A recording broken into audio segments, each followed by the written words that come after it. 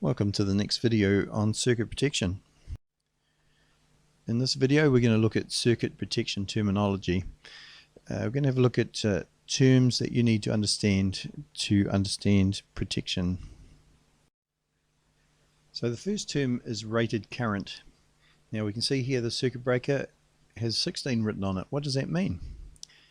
It is the maximum current that a circuit protection device can carry continuously without overheating or tripping. So it's the current that we normally expect this device to be able to carry without any problem, without a fuss, and without tripping. Next is voltage rating, and once again we have a voltage written on the front of the circuit breaker. It's the maximum voltage that a circuit protection device can withstand without the protection device insulation breaking down. It's the normal voltage we expect this circuit breaker to be able to withstand. Its insulation should cope with it, and there shouldn't be any problems if you put that voltage on it. So now we're going to talk about fusing / tripping current. Now it's fusing or tripping. It depends on whether it's a fuse or a circuit breaker. Obviously a circuit breaker is going to trip, or a fuse is going to fuse. So it applies to both of them. It's the minimum current. Now we were talking about maximum before, so don't get mixed up with this. This is the minimum current that causes the protective device to operate. Now when it operates, it stops the current flow. The fusing factor. This is something you need to get your head around. It's not too bad. It's the ratio between the fusing / tripping current and the rated current of a fuse or a circuit breaker. So if you've got a 10 amp fuse and it blows when it gets up to 15 amps, then 15 amps divided by 10 amps is 1.5. The current has to be 1.5 times higher than the rated current for that fuse to fuse. So that's the fusing factor, the ratio between the fusing and tripping current and the rated current of the fuse or circuit breaker. Okay, now we're going to look at utilization category. We've got an HRC fuse here. It has GG on it, and that's its utilization category. It's a 2-letter code used for fuses, and the first small letter is the range of breaking, and the second, the capital letter, is the type of protection the fuse offers. Now for example, if you have GM, it means the first G means both short circuit and overload protection. If it was an A, it would only blow on short circuits and not on overloads. The second letter, large in capitals, is M, and that means motor rated. Now that would be a fuse that is designed to cope with the inrush current of the starting of a motor, which we know is 6 to 9 times the full load current. And if we'd put this GG fuse in there, it would blow every time the motor started. So it's important to get the utilization category right in your fuses. Next is category of duty. Now we have this other fuse here. It's an older HRC fuse, and it has AC80 on it. That's its category of duty. It's the rating used to show the type of voltage and rupturing capacity of a fuse. So AC80 is AC voltage or AC current it's designed for, and 80,000 amps it will be able to rupture. It will be able to interrupt safely its rupturing capacity. And if it was DC 46, it would be designed for a DC current, and it would be able to stop 46,000 amps. Then we have classes. Classes is another rating for HRC fuses. You need to know all of these things because you're going to come across these in your work, and you're going to have to take an old fuse out which has this rating and understand it and how it applies to the new rating. So that's why you need to know these things. So this one here, classes of fuses, it's describing the fusing factor of the fuse or the circuit breaker. And here we have a P, a Q1, a Q2, and an R. So you can see that the P is going to operate pretty close to its rated current. The fusing factor is pretty close to 1. And as we go down the list, the fusing factor gets higher and higher. So the R, for instance, is going to take a lot more current to get it to blow. What's this fuse here? It's a Q1.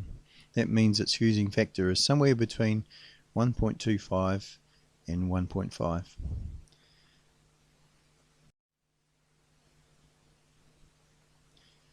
Time versus current characteristics is the next one. It's a relationship between the current that's flowing through a protecting device and how long it takes to operate. Now, we've got a cutoff point where before that cutoff point we call the protection close, and after that point the protection is coarse. So let's have a look at the difference between close excess current protection and coarse excess current protection.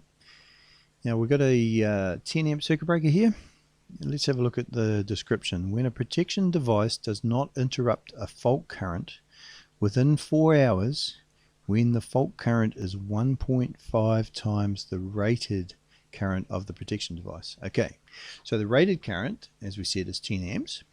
So if we put 15 amps, which is 1.5 times that current, through this circuit breaker, and we start timing it when we do, if it trips before 4 hours, then we can call this circuit breaker close excess current protection. Coarse excess current protection is when it doesn't trip in 4 hours. So if we got this fuse, if it was a 10 amp rewirable fuse, we put 1.5 times 10 amps, which is 15 amps through it, which is more than the rating of the fuse by 1.5 times, and we start timing. After 4 hours, there's no tripping, there's no, in this case, fusing, sorry. The fuse is still intact. Then we're going to call it coarse excess current protection, and that makes a difference in the scheme of things. Next is rupturing or breaking capacity. The maximum current that can safely be interrupted by a protection device. This should be higher than the PSC of a protected circuit. What does that mean? Well, we'll tell you in a minute. Anyway, this circuit breaker here, we can see has on it 6 kA, 6,000 amps. This circuit breaker will cope with a fault up to 6,000 amps. If we put 7,000 amps through it and try and get it to trip, more than likely it's going to blow itself to bits. So this is a rating that the manufacturer has said that this circuit breaker or fuse or whatever it is can safely break. Now we're talking about PSC. That stands for prospective short circuit current, and prospective short circuit current is the highest fault current that a circuit will allow to flow as a result of a short circuit. A short circuit is going to let a heap of current flow through, but depending on the impedance of the circuit and the power in the supply system as to how much current will actually flow. And you can see here there's a test being done with this tester, and the prospective short circuit current of the power point that it's plugged into was 613 amps. That's the maximum current that's going to flow in a fault situation, and that fault will be a phase-to-phase fault or a phase-to-neutral fault. Discrimination, that sounds like a bad word, doesn't it? But we want it in electrical circles. Discrimination is when circuit protection is planned and installed so that only part of the supply system is shut down because that part has a problem and the other circuits are not affected. So if you plug your toaster in to your kitchen circuit and it has a fault in it and it's got a short in it and it blows the circuit breaker, you're not going to want the whole house to die, You're just going to want the circuit that the fault's on to be dealt with. So we put a 20 amp circuit breaker on that circuit, and higher up, protecting the whole house, we'll have a bigger circuit breaker. When there's a fault, it's just the closest one to the fault closest circuit breaker to the fault that generally blows, and it doesn't cause a problem to the rest of the house. The same in industry. If there was one little fault in one part of a factory, you wouldn't want the whole factory closing down. So that's discrimination. Don't forget, it's carefully planned. Cut-off characteristic. Okay, so a measure of how quickly a protective device is able to cut off a short circuit current as it increases in a circuit. Okay, so we've got all of a sudden a short circuit and a whole heap of current is flowing. Now this is just showing the first half of a sine wave, and you can see it's way up there. It must be about 1500 amps, and that's what the short circuit is going to do if you could see it in the circuit. Now obviously we don't want that to happen, because that's going to burn stuff, isn't it? So what we're going to want is for our circuit protection device to trip at some point, and we can see this green line where it's trip. And here, the fault current cutoff point, that's where the circuit breaker or the fuse has seen that this is a short circuit. It's getting out of control and it's clicked off. So we can see that the fault current has built up to around about 250 amps before this particular protection device has decided to cut it off. At that point, it's operated, and the severe current that's flowing is causing arcing across the contacts. That arcing slowly dies down until no current flows. There's some times associated with this this graph that we need to know about.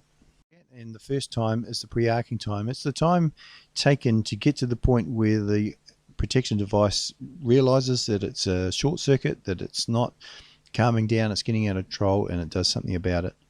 So there's a certain amount of time before that happens. That's called the pre-arcing time.